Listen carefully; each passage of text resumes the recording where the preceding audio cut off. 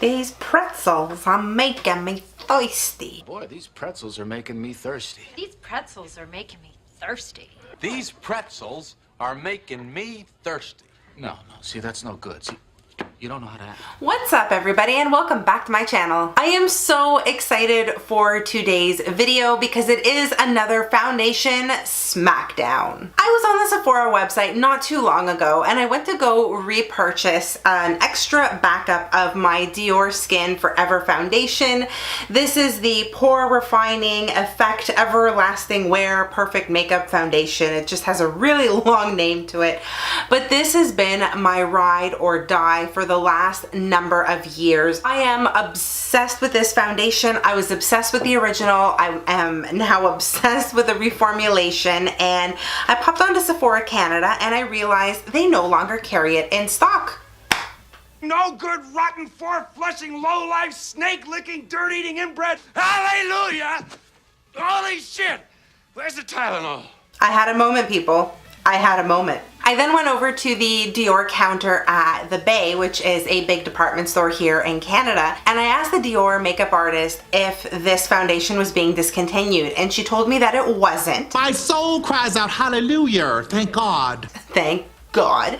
But that the Dior Star Foundation and the Dior Nude Foundation, those ones are being discontinued because Dior has just brought along a new foundation, which is this one right here. This is the Diorskin Forever Undercover Foundation. This will give you 24 hours of wear time. It'll also give you full coverage, and it says that it is fresh, weightless foundation. After I breathed a sigh of relief that this foundation was not being discontinued, I asked her what the differences were between this new one and I guess the old one. And basically what I was told was that this one now comes in a plastic bottle, if you guys can hear that, versus the glass that this one is. I don't like plastic bottles. This actually frustrates me. It's cheap. Come on, like glass just looks so much more elegant. This here is 1.3 ounces versus 1 ounce, so a little more product in this one. They both have the same price point of $64, which is on the high end side, but a little bit does go a long way with this one. Hopefully it will with this one as well. And popping onto the website really quickly, this says that it is complete full coverage. It'll give you a matte finish, and it's good for all skin types.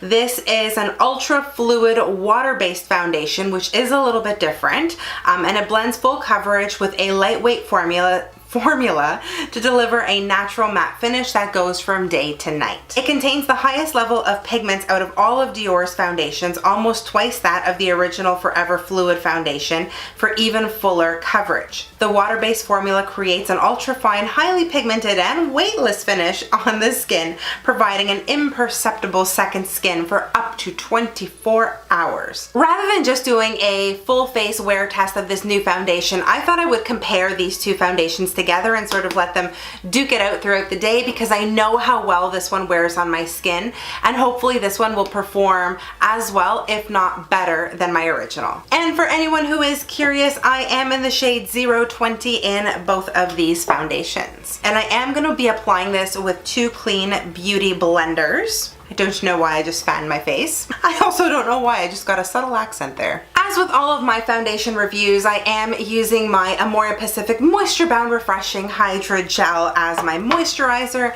and my Hylamide Matte 12 Primer. This stays the same in all of my foundation reviews because I know how well those products perform, and I want to make sure that each foundation has the same base. Without any further ado, I'm going to start off by applying the new foundation on this side of my face. Oh, okay. So there's no pump. It is a squeezy tube, which I guess is still better than one of those that you just kind of drop the foundation out of. Let me just shake that up real quick and just take a little bit onto the back of my hand. There we go.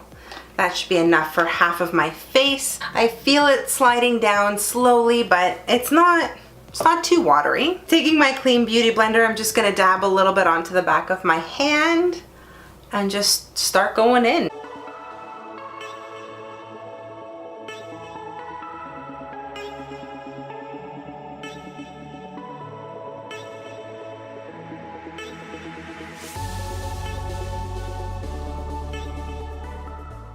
Whoa, oh my gosh. This looks really, really good. It covered up so much of my redness. I actually don't see very much, if any at all, peeking through on this side of my face. It did not cling to any of my dry patches, blended out smoothly, and it set really, really fast. And it feels so lightweight on my face, exactly as described. It actually doesn't feel like I have anything on my face right now. Now, taking good old Faithful, I'm gonna take a pump and a little bit on the back of my hand to cover up the rest of my face with a clean beauty blender.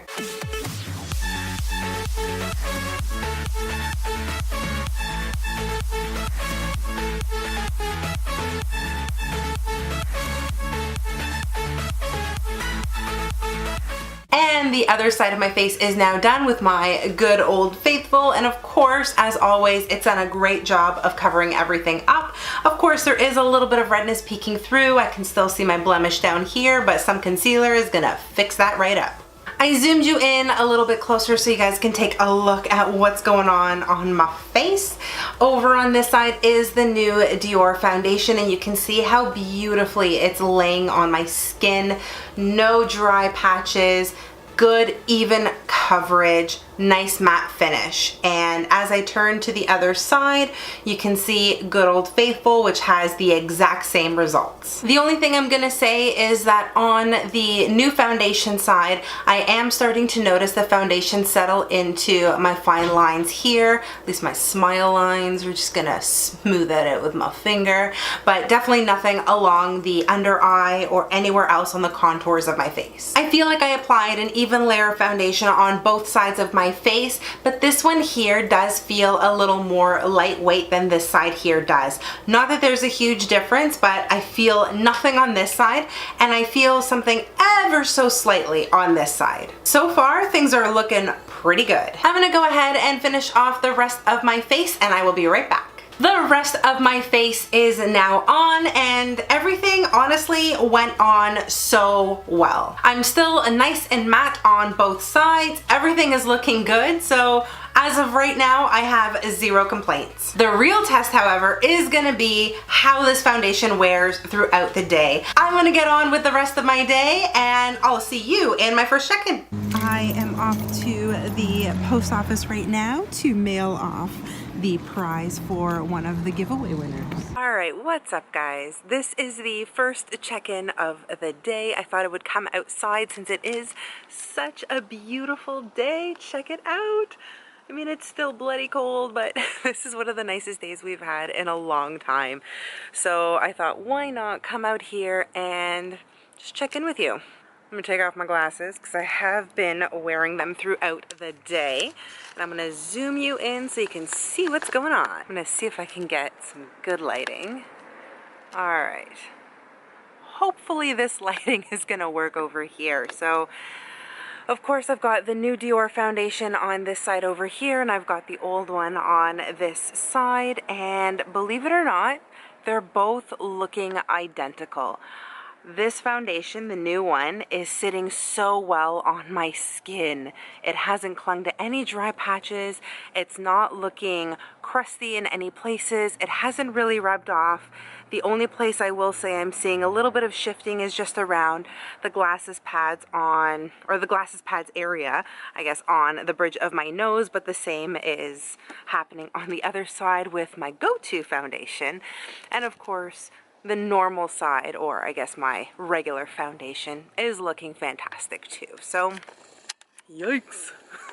So as of right now, everything is still looking good. I'm about 4 hours into this foundation wear test, and I love it. I seriously don't know if I'm going to be able to pick a winner at the end of this. But I also just thought about this. Who would ever wear a foundation for 24 hours? I can't even imagine keeping this on my face past like the 14-hour mark. That's it for this check-in. I am going to see you in just a little bit, but check out that sunset. It's so pretty. Gosh, I'm going to miss this blue sky when it starts to snow next week. Welcome to the final check-in of the day. This is 10 hours of wear so far. I had to pull my lashes off. They were just driving me insane. I just took a look at myself in the mirror and I was very, very impressed with the way the new foundation has been holding up. Let me zoom you in so you can take a look. Okay. So ignore the eyeshadow, which is looking a little funky right now. But as you can see on the forehead, everything is sitting really nicely. On my cheek, everything is still looking really good. But around my nose area on both sides, as you can tell, there has been a lot of shifting and just clumps of makeup, which is not cute. So you know what I'm going to do? I'm just going to take a clean beauty blender and try to buff some of that out and also get rid of some of the oil that's on my nose, just like that. And as you can see, some of the foundation has disappeared, so the redness is peeking through, but still overall not too shabby. This cheek is doing really well too. On my chin, we're still looking fine, except a little bit on the oily side. Yeah, so honestly, this is really, really good. Horrible angle for the camera, but my arm is just tired. Overall, I think the new foundation performed just as well as the original. I think what's going to give the new foundation the edge and my sincere thumbs up and recommendation is the fact that I'm still a lot more matte on this side than I am with the original foundation on this side. I think I look a lot more dewy over here, a lot more matte on this side. And even though I'm matte, it still looks natural. It still looks like skin. I am so happy that I am this impressed with the new Dior foundation. This definitely warms my heart and gives me hope that there are amazing foundations out there. Of course, the only downside to this foundation is the fact that it costs 64 Canadian dollars. So it is really up there in price, but as you saw in my application, I didn't use a lot in order to cover half of my face. So I think a little bit of that product will go a long way. That is it for this foundation smackdown. I am giving my sincere thumbs up for the new Undercover foundation. I think it is definitely worth the buy, but that's never going to change the way I feel about the original. It is still my ride or die. Thank you so much for watching. I hope you're having an amazing day no matter where you are in the world. Stay beautiful, subscribe to my channel, give the video a big thumbs up, and I will see you in my next video. Bye guys.